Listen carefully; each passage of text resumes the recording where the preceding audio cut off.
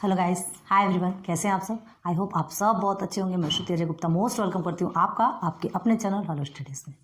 And again आज आपके सामने मोस्ट इंपॉर्टेंट मैथमेटिक्स का ही lecture video standard 9 SSC board math 1 algebra लेकर आए। पता है इसके पहले हमने बहुत सारे वीडियोस अपलोड किए हैं, है ना। एंड आपने फुल इंजॉय भी किया, बहुत अच्छे से देखा। कमेंट सेक्शन में देखते हैं, हमें बहुत अच्छा लगता है देख करके। बस उम्मीद यही रखते हैं कि हम जितने भी वीडियोस आपके लिए अपलोड किए हैं आप उसका फुल यूज़ कीजिए। नो एनी कॉस्ट, कोई ज़रूरत नहीं है, ना पैसे की ज़रूरत है ना किसी की ज़रूरत है। हम सिर्फ और सिर्फ इतना चाहते हैं कि आप हमारी वीडियोस को देखिए, उसका जितना यूज़ कर सकते हो उतना कीजिए। क्यों? क्योंकि हमने आपके लिए प्रिपेयर किया है। घर बैठे आपको सारी चीज़ें अवेलेबल हो जाएगी, आपको कहीं जाने की ज़रूरत नहीं है। और नहीं समझ आता है तो आप थोड़ा सा कमेंट सेक्शन पर बताइए कि हमने और क्या आपको बताना चाहिए, कुछ कमी हो तो बताइए, तो फिर और अच्छे से वीडियो अपलोड करने की कोशिश करेंगे। ठीक है, सो विदाउट टेस्ट स्टार्ट करते हैं। देखिए आपके लिए हमने 4.2 में ही थे हम, है ना। और इसमें क्वेश्चंस तो सब क्लियर करवा दिया था हमने। क्वेश्चन नंबर 2 के, है ना, बहुत सारे क्वेश्चंस क्लियर करवा दिए थे। क्वेश्चन नंबर 4 पे आए थे। वीडियो स्टॉप हो जाएगी इसलिए हमने थोड़ा सा ब्रेक लगा दिया था। ठीक है, लंबी होती है ना तो अपलोड होने में प्रॉब्लम होती है इसलिए। तो क्वेश्चन नंबर 4 देखेंगे आज। वर्ड प्रॉब्लम देखिए। The length of sides of a rectangle are 5 cm and 3.5 cm. Find the ratio of its perimeter to area. मतलब ऐसा दिया गया है जानो कि आपको पूरा फॉर्मूलेस याद है कि नहीं, बस यही पूछ रहा है आपसे, है ना। पेरीमीटर तो आपको पता है, रेक्टेंगल का पेरीमीटर क्या होता है।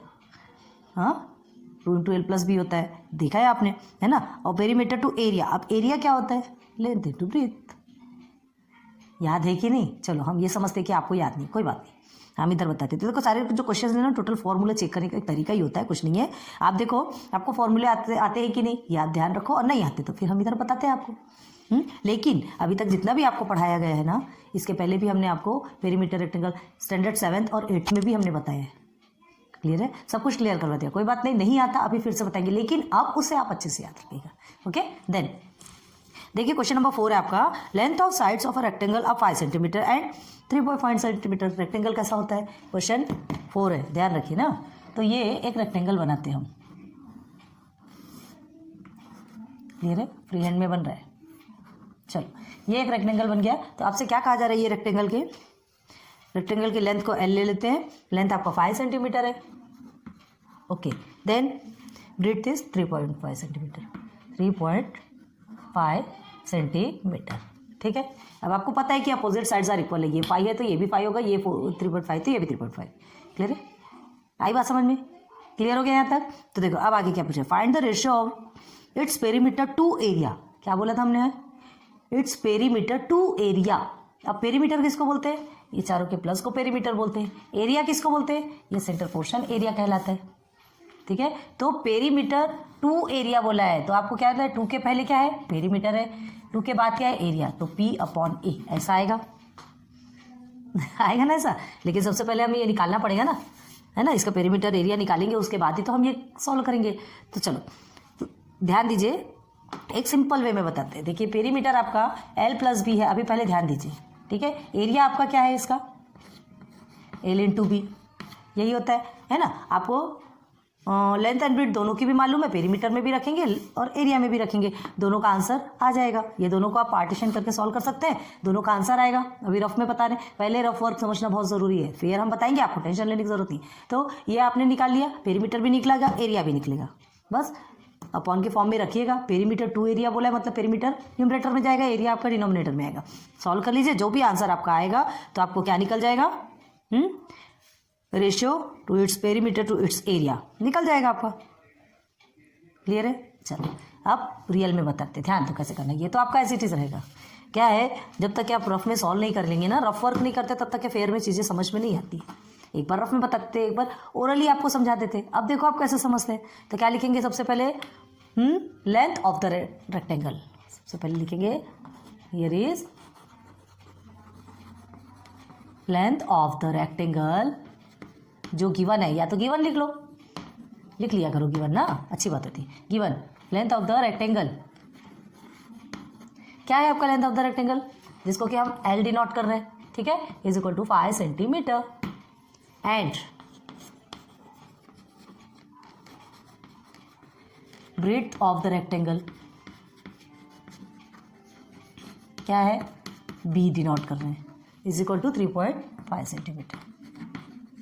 ये आपको गिवन है, ठीक। अब हमें क्या निकालना है, रेक्टेंगल का पेरीमीटर निकालेंगे, फिर रेक्टेंगल का एरिया निकालेंगे। तो देखो हम दोनों भी एक साथ निकाल के बताते हैं आपको, 2 पार्ट में कर लीजिए, ठीक है।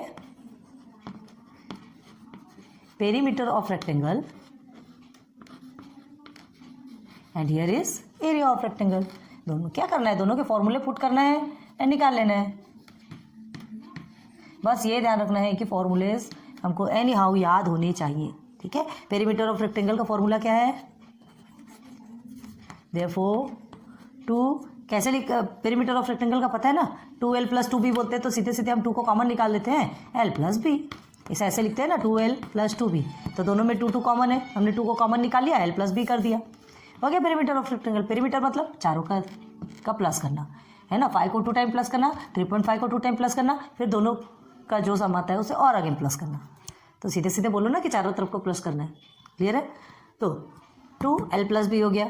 अब यहाँ पे एरिया ऑफ रेक्टेंगल क्या है, therefore area of rectangle is l × p, यही है।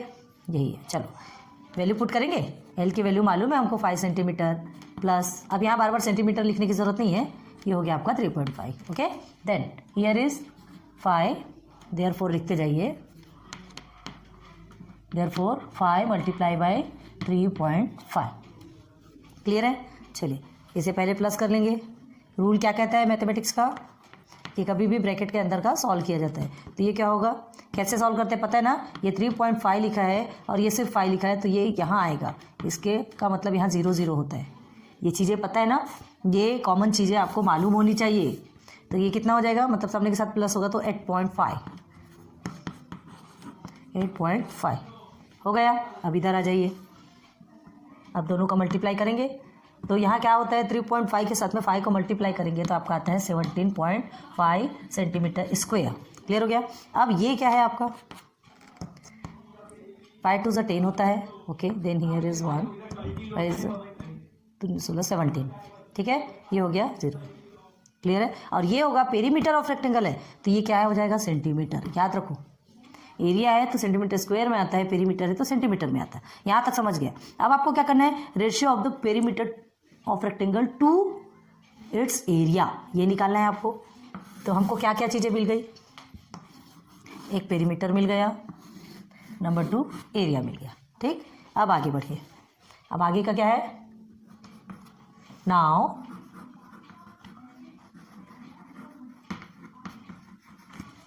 रेशियो ऑफ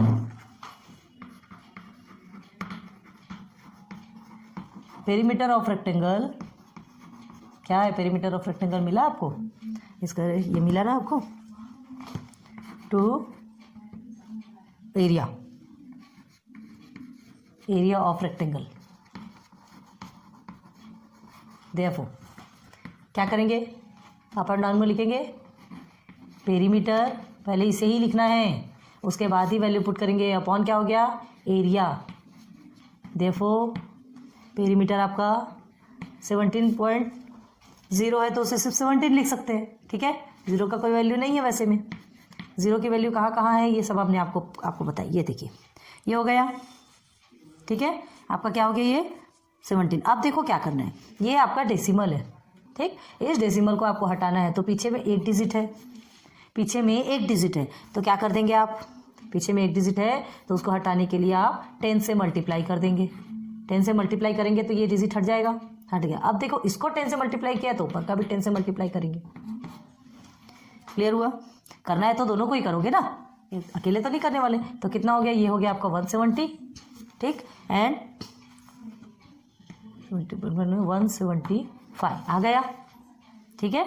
आपका क्या आता है, ये 175 है ना, इसके साथ में करेंगे तो आपका क्या आ जाएगा, यहाँ 0.0 लगेगा, तो 0.0 का तो कोई मतलब नहीं है, क्लियर, समझ में आ रहा है ना। 17.5 है, डेसिमल बीच में है, आपको 10 से मल्टीप्लाई करोगे तो आपको डेसिमल हट गया। अब इसको 10 से मल्टीप्लाई किया तो न्यूमरेटर भी मल्टीप्लाई होगा।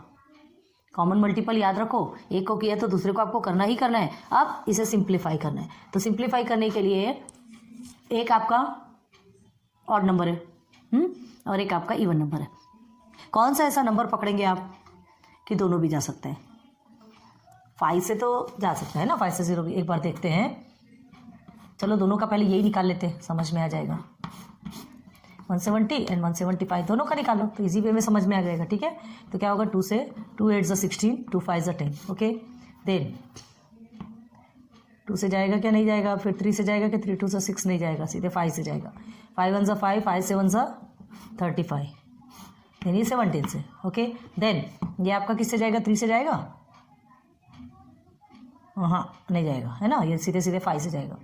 तो कितना होगा, 5 3 ज़ा 15, 16 17, 5 5 ज़ा 25, देन 5 7 ज़ा 7 1 ज़ा 7। क्लियर हो गया। चलो अब इसे लिख के देखते हैं, एक बार ट्राई करते हैं। 2 multiplied by 5 multiplied by 17 and here is 5 multiplied by 5 multiplied by 7। ये हो गया हमारा। अब क्या करेंगे, इसे जो कॉमन है उसे कट कर देंगे। देख लीजिए 5 5 कट हो गया। अब सॉरी ये 17 है, याद रखना ये 7 नहीं है। तो 17 2 से कितना होता है, 34 एंड 5 7 ज़ा 35। आ गया आपका आंसर 34/35। अगर आप डायरेक्ट कट कर सकते हो तो डायरेक्ट भी कट कर लीजिए, ये आप पे डिपेंड है, ठीक है। 5 से आप डायरेक्ट भी कट कर सकते हो। क्या होगा ये देखिए, 5 से आप कट करोगे तो 5 3 ज़ा 15 हो गया, है ना, 5 4 ज़ा 20 और ये इधर 5 3 ज़ा 15, 5 5 ज़ा 30, 5 7 ज़ा 35, 7 5 ज़ा 35, है ना। एक मिनट, नहीं 5 5 ज़ा 22 बचेगा, सॉरी 5 5 ज़ा 25, हाँ 35 आ गया, ठीक है ठीक है। 5 से आप दोनों को डायरेक्ट भी कट कर सकते हो, और नहीं समझता तो आप पहले फैक्टर्स निकाल लीजिए, जो कॉमन फैक्टर दिखेंगे उसे आप कट कर दीजिए और जो एक्स्ट्रा बचे उसे मल्टीप्लाई करके ऐसे लिख दीजिए। अब ये और कट हो सकता है क्या, नहीं, है ना। डेसिमल में हमको नहीं करना, हमको क्या चाहिए, रेशियो। इसे रब कर दें, है ना, हमको रेशियो के फॉर्म में चाहिए। तो इसको कैसे लिख सकते हैं, इज इक्वल टू 34:35 हो गया, मिल गया आपको रेशियो। हाँ, perimeter of rectangle to its area of rectangle मिल गया। तो आंसर क्या लिखेंगे, बहुत ध्यान दिया करो, बहुत ही प्यारा क्वेश्चन है। The ratio of a perimeter, the ratio of a perimeter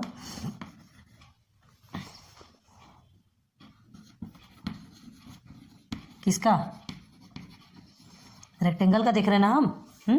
तो द रेशियो ऑफ, जो ये लिखा है आपने, the ratio of perimeter of rectangle to area of rectangle, to area जो हमको फाइंड करना था उसी को हम आंसर में लिखेंगे।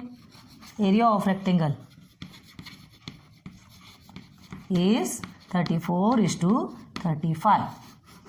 This is your answer. हो गया क्लियर। चलो जल्दी से आप नोट डाउन करो, उसके बाद फिर आगे बढ़ते हैं। इसमें आपको नाम देना है, नाम भी दे सकते हैं, ABCD, ये हमने आपको समझने के लिए बताया था, ठीक है। बनाना हो नहीं बनाना हो वो भी आप पे डिपेंड है, समझने के लिए आपको बताया, आप समझ सकते हो तो ठीक है। चलिए समझ में आ गया, रब करें आगे बढ़े, ओके। देन एक ही क्वेश्चन बचा था ना आपका, 4, क्वेश्चन नंबर 2 के 4 का 4 ही बचा था आपका। नाउ क्वेश्चन नंबर 3 चलते। क्वेश्चन नंबर 3 क्या क्या है आपका, देखिए, compare the following pairs of ratios. क्या है, कितना सिंपल सिंपल क्वेश्चन दिया है, कंपेयर करना है रेशियो का। कंपेरिजन ऑफ रेशियो तो ये है ही आपका चैप्टर, ठीक है। कंपेयर ही तो करना है, करना क्या है, चलो देखते हैं। कंपेयर करना आपको बताया था ना, दिस और this. Question number 3, question number 3 का फर्स्ट क्वेश्चन क्या है, root of 5/3 and here is 3/√7। बस दोनों का कंपेयर करना है। तो क्रॉस मल्टीप्लाई तो याद है 6th 7th में आपने बहुत बार पढ़ चुके हैं इसे, ठीक है।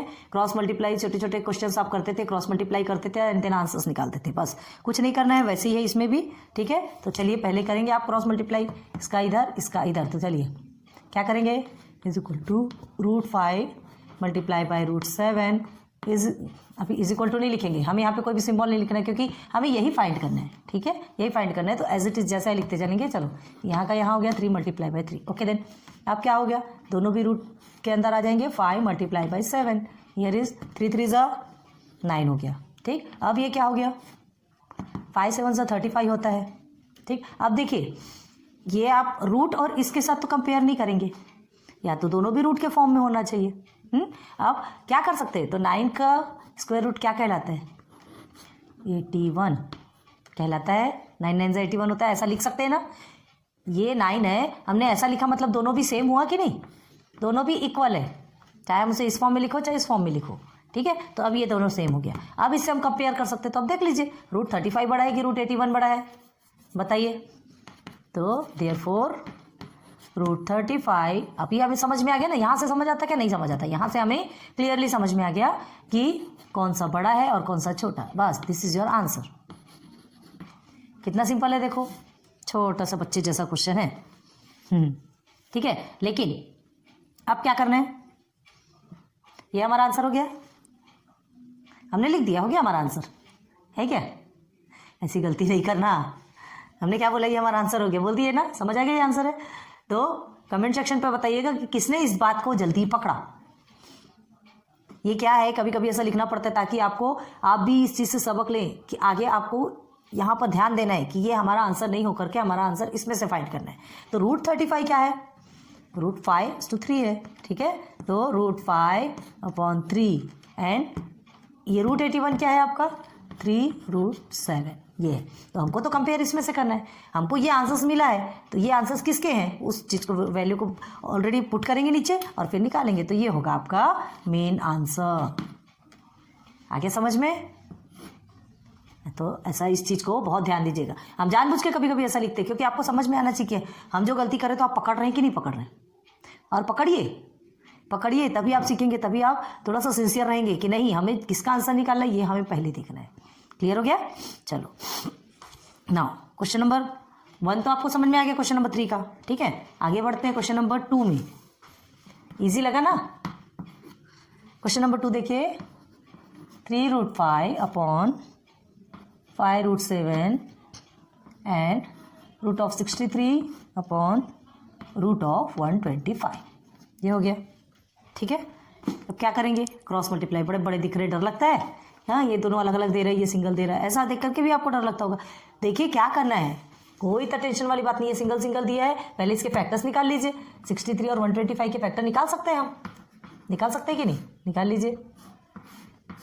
63 किससे जाएगा, 3 से जा सकता है, 3 2 6, 3 1 3, ओके, देन 3 7 21, 7 1 7, अरे ये 7 1 7, ओके, देन ये किससे जाएगा आपका, 3 से जा सकते हैं, 3 4 12 होता नहीं जाएगा, 5 से जाएगा, 5 2 10, 5 5 25, 5 5 25, 5 1 5, क्लियर है। आप देखो इसे कैसे लिख सकते हैं, चलिए बढ़ते हैं आगे।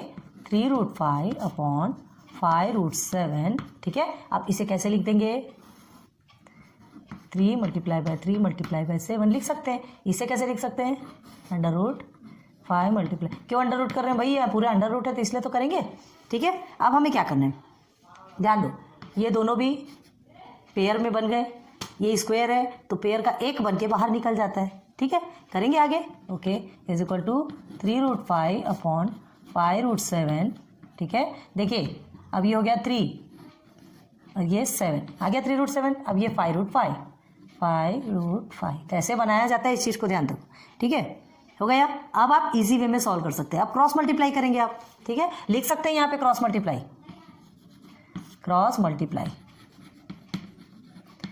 मल्टीप्लाई करेंगे तो क्या हो जाएगा, इसके साथ इसका मल्टीप्लिकेशन होगा, 3√5 multiply by 5√5 and here is 3√7 multiply by 5√7, हो गया। अब देखिए रूट दोनों में सेम है तो उसको भी हम और सॉल्व कर सकते हैं, तो दोनों भी जो कॉमन है, दोनों का कॉमन क्या हो गया, 3 × 5 को साइड में ले लिया आपने, ठीक है, एंड √5 मल्टीप्लाई बाय √5 अंदर ले लो एक साथ।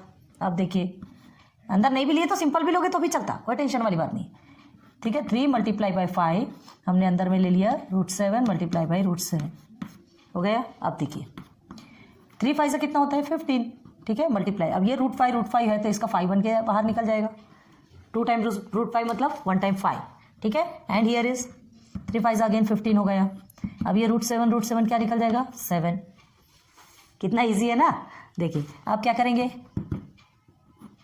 15 मल्टीप्लाई बाय 5 करेंगे, 15 मल्टीप्लाई बाय 5 करेंगे तो आपका कितना आता है, 75, नीचे दिख रहा है कि नहीं आपको, and here is 15 multiply by 7 करेंगे तो आपका कितना आएगा, 105, क्लियर हो गया। बस अब आपको समझ में आ गया कि कौन सा इसका आंसर है।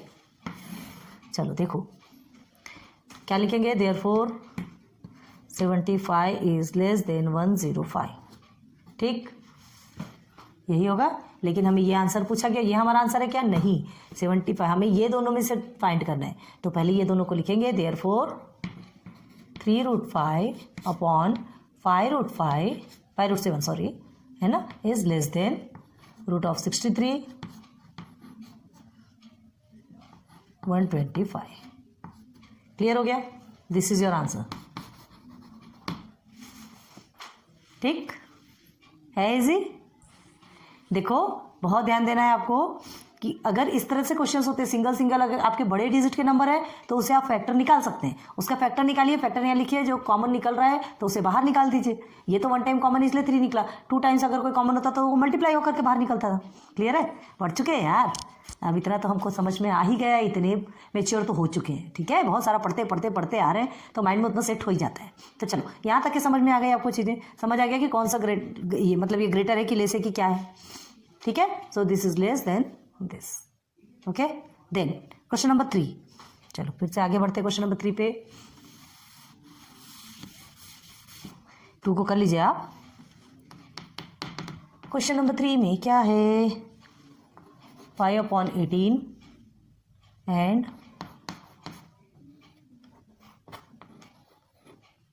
17/121, यही है आपका क्वेश्चन। तो इसको तो फिर क्या करना है, सिंपल पकड़ लो, सीधे सीधे चलिए। पहले आप लिखेंगे यहाँ पर 5/18 एंड 17/121, ब्रैकेट में लिख दो, cross multiply. Okay, then 5 multiply by 121, therefore कर दो, देयरफॉर 120, बहुत ज़्यादा छोटा तो नहीं दिख रहा है ना आपको।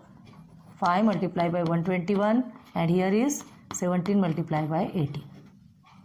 देयरफॉर 5 मल्टीप्लाई बाई 121 आप मल्टीप्लाई करते हैं तो आपका आंसर आता है 605, है ना। और यहाँ पर आपका मल्टीप्लाई करेंगे तो आपका आंसर आता है 306।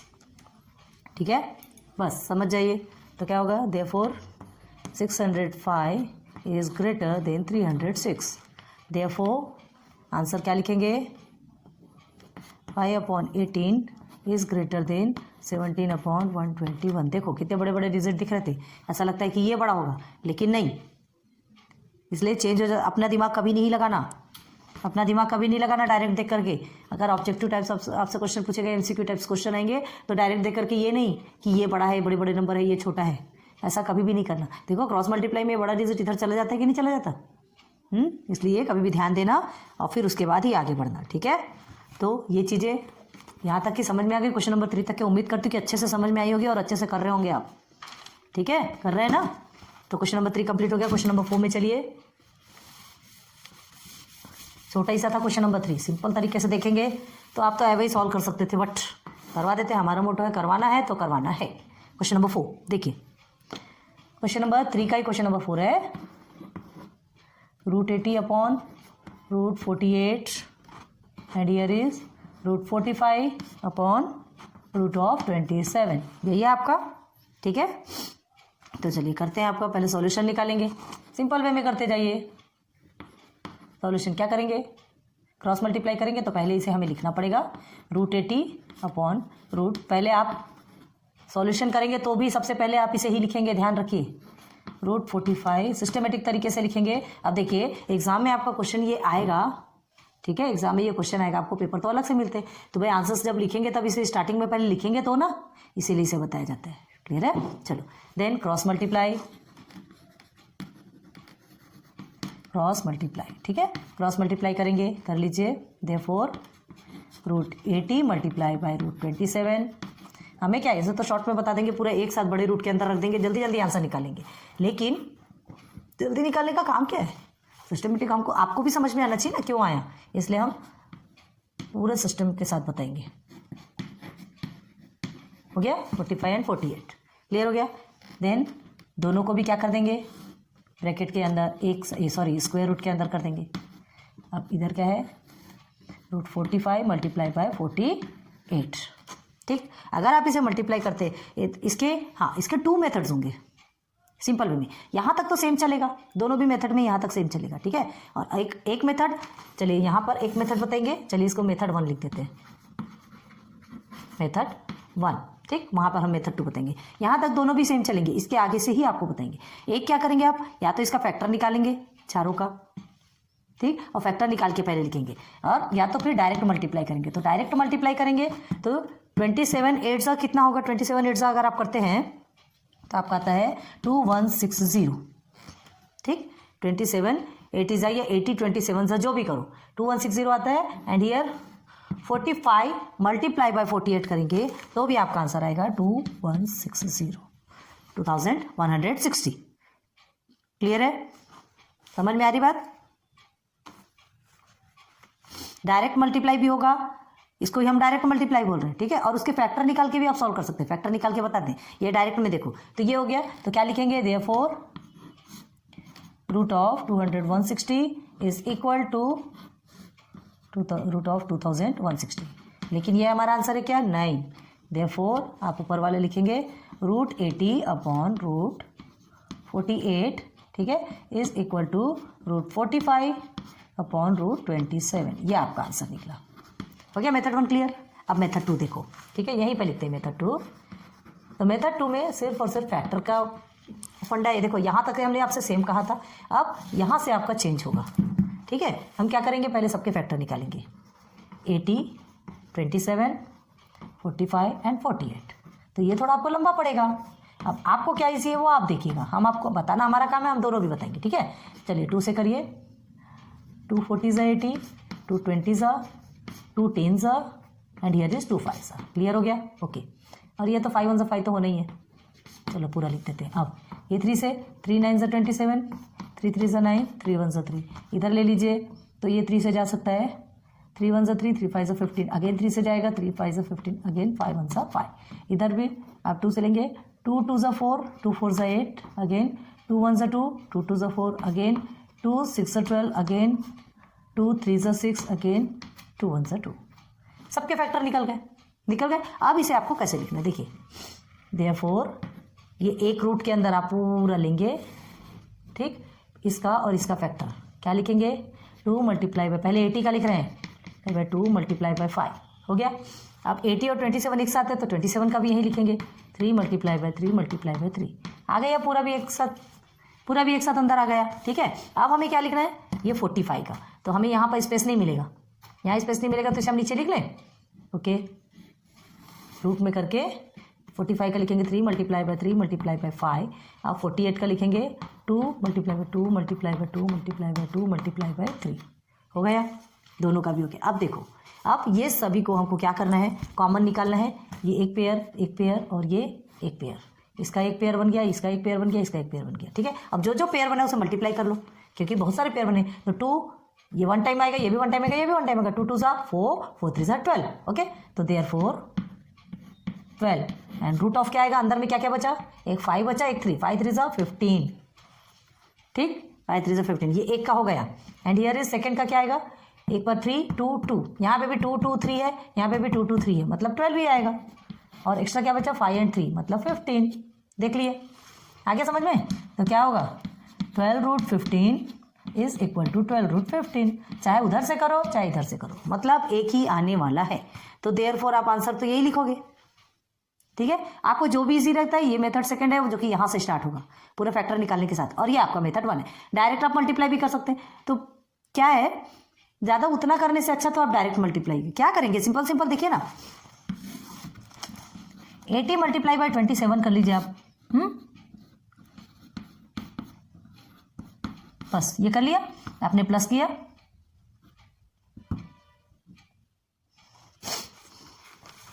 फाइव है ना, हाँ, तो 11 आ गया, देखिए 2160 आ गया।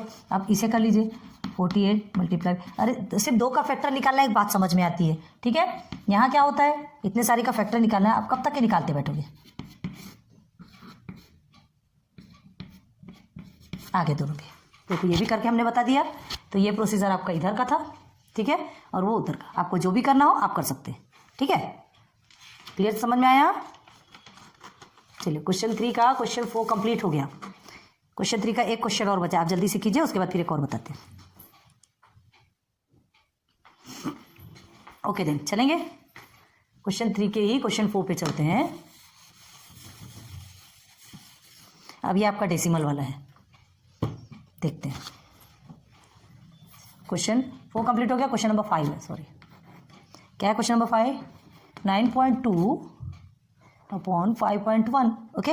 देन क्या दिया है? 3.4, सब डेसिमल में है। डेसिमल कैसे करेंगे अभी देखते हैं। 7.1 हो गया, ओके। अब हमें क्या करना है? अगेन क्रॉस मल्टीप्लाई करना है, ठीक है। तो सॉल्यूशन में आप क्या लिखेंगे? फिर से लिखेंगे इसे 9.2 अपॉन 5.1, ठीक है। Then 3.4 upon 7.1, clear. Cross multiply, cross multiply, तो क्रॉस मल्टीप्लाई करेंगे, ठीक है। तो क्या हो जाएगा? Therefore 9.2 multiply by 7.1 and here is 3.4 multiply by 5.1। अब इसको आप सॉल्व करेंगे तो आपका आंसर निकलता है 65.32 एंड हियर इज 17.34, ठीक। यहीं से देख के समझ जाइए। अब देखो हमको कौन सा नंबर देखना पड़ता है, इसको नहीं देखना है, कभी भी डेसिमल की पहले वाला नंबर देखना पड़ता है, उससे समझ में आता है कौन सा ग्रेटर है और कौन सा स्मॉलर है, ठीक है। तो समझ में तो आ ही रहा होगा। तो हियर इज, यहाँ लिखो हियर, ऐसा लिख लो, या तो 65.32 इज ग्रेटर देन 17.34, क्लियर हो गया। देयरफॉर में क्या लिखेंगे? हमारा आंसर तो हमको कुछ और चाहिए, तो जो चाहिए उसका आंसर पहले निकला है, उसके ज़रिए हमने इसको लिखना है, इसका आंसर निकाला, हो गया। ये हो गया आपका आंसर। कितना इजी है, है ना इजी? हाँ, मल्टीप्लिकेशन वगैरह ये आपको करना है, हमने पूरा करके रखे, पूरा सॉल्व किया है और आपको बताया, क्योंकि क्या है अभी हम सॉल्व करते बैठे तो हो गया, तो वीडियो तो गई 12 के भाव में। आ रही बात समझ में? तो आज आपको क्वेश्चन नंबर 3, क्वेश्चन नंबर 2 का जो एक्स्ट्रा बच्चा था वो करवा दिया और क्वेश्चन नंबर 3 का कंप्लीट करवा दिया है, ठीक है। अब इसके बाद फिर हम ये वीडियो तो आपकी यहीं तक रखेंगे, फिर क्वेश्चन नंबर 4 से फिर आगे बढ़ेंगे, ठीक है। क्वेश्चन नंबर 4 में आपके वर्ड प्रॉब्लम में डरने वाली कोई बात नहीं, सॉल्व करना है, करेंगे, ठीक है। तो लेक्चर पसंद आ रहे हैं कि नहीं, वीडियोस पसंद आ रही कि नहीं आपको? कमेंट सेक्शन पे बताइए। एंड लाइक कमेंट नहीं भी करते तो भी हमें कोई प्रॉब्लम नहीं है, लेकिन प्लीज़ वीडियो का फुल यूज़ करके आप अच्छे से पढ़ाई कीजिए, ठीक है। Okay, good luck, good bye then.